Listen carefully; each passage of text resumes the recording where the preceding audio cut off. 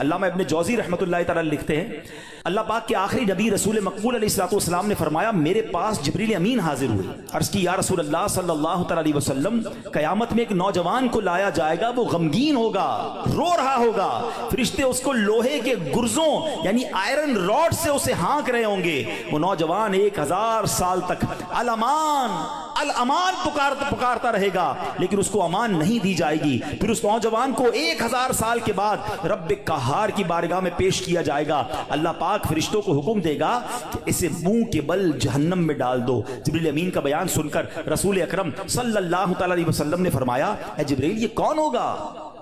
عرض کیا حضور وہ آپ کا ایک امتی ہوگا۔ فرمایا اس کا گناہ کیا ہوگا؟ عرض کی یا رسول اللہ صلی اللہ تعالی علیہ وسلم یہ وہ بدنصیب ہے جس کی زندگی میں رمضان المبارک تو تشریف لایا مگر توبہ و استغفار کی بجائے ماہ رمضان کو اس نے گناہوں میں گزار دیا۔ رمضان میں گناہ نہیں کرنے، یہ بات سمجھ لو۔ آج میرے پیارے اسلامی بھائیوں بات بڑی سمجھنے والی ہے۔ مجھے ایک بات بتائیں، کوئی کہیں بھی گناہ کرے، گناہ ہوتا ہے، غلط ہے، مگر کوئی مکہ پاک میں جا کے گناہ کرے، حدود حرم میں جا کے گناہ کرے، ایک گناہ 1,00,000 گناہ کے برابر ہو جاتا ہے، سزا زیادہ ہو جاتی ہے۔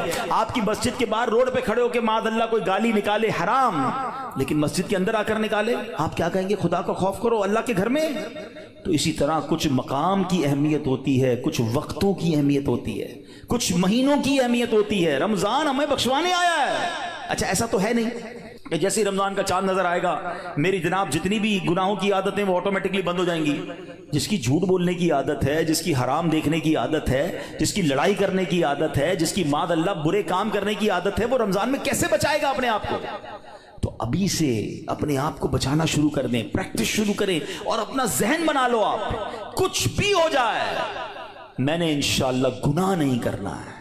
رمضان میں اپنے آپ کو گناہوں سے بچانا ہے۔ میرا موبائل اگر گناہوں کی طرف لے جاتا ہے مجھے موبائل نہیں چاہیے، میں بھلے وہ چھوٹا والا موبائل لے لوں یا کم از کم یہ پیجز اور یہ بہت سارے جو سافٹ ویئر اپنے موبائل سے نکال دوں، کیونکہ کہیں میرا موبائل ہی مجھے گناہ نہ کروا دے۔ مجھے نہیں کھولنا ٹی وی اگر میرے ہاتھ سے ریموٹ ہاتھ میں آتا ہے اور میں کچھ غلط چیز دیکھتا ہوں۔ مدنی چینل دیکھیں، سبحان اللہ، ہر اس دوستی سے، ہر اس کمپنی سے، ہر اس صحبت سے مجھے بچنا ہے کہ جہاں بیٹھتا ہوں تو غیبتیں ہوتی ہیں، جہاں بیٹھتا ہوں تو جناب گناہ ہوتے ہیں۔ مجھے نہیں جانا بھائی، ایک گناہ اور 1 سال کے اعمال برباد، پتہ چلا لوگ رمضان میں نیکیاں کر کے بخشش پا رہے ہوں اور میں اپنی بری عادتوں کی وجہ سے مار کھاؤں۔ یہ بہت سخت عذاب ہے۔ دیکھیں آپ نے سنا نا کہ 1000 سال تک وہ الامان الامان پکارتا رہے گا مگر اس کی پکار نہیں سنی جائے گی۔ خدا را یہ مہینے میں قدر کرنی ہے، یہ مہینہ میری اور آپ کی بخشش کے لیے آیا ہے، یہ ہمارے اعمال نامے کو بہت زیادہ انشاءاللہ امپروو کرنے کے لیے آیا ہے۔ اللہ کرے کہ ہم اس مہینے کے بارے میں سوچیں۔ ایک اور انداز میرے آقا کا کیا تھا، بی بی عائشہ صدیقہ رضی اللہ تعالیٰ عنہا فرماتی ہیں جب رمضان کا مہینہ تشریف لاتا تو پیارے آقا علیہ الصلوۃ والسلام عبادت پر کمر باندھ لیا کرتے ہیں۔ نبی پاک عبادت تو ویسے بھی بڑی فرمایا کرتے تھے مگر رمضان میں اسپیشل میرے آقا علیہ الصلوۃ والسلام اور زیادہ عبادت کرتے، نوافل بڑھا دیتے، ذکر و اذکار بڑھا دیتے، دعائیں بڑھا دیتے۔ تو ہمیں بھی رمضان میں پلان کرنا ہے کہ میں نے انشاءاللہ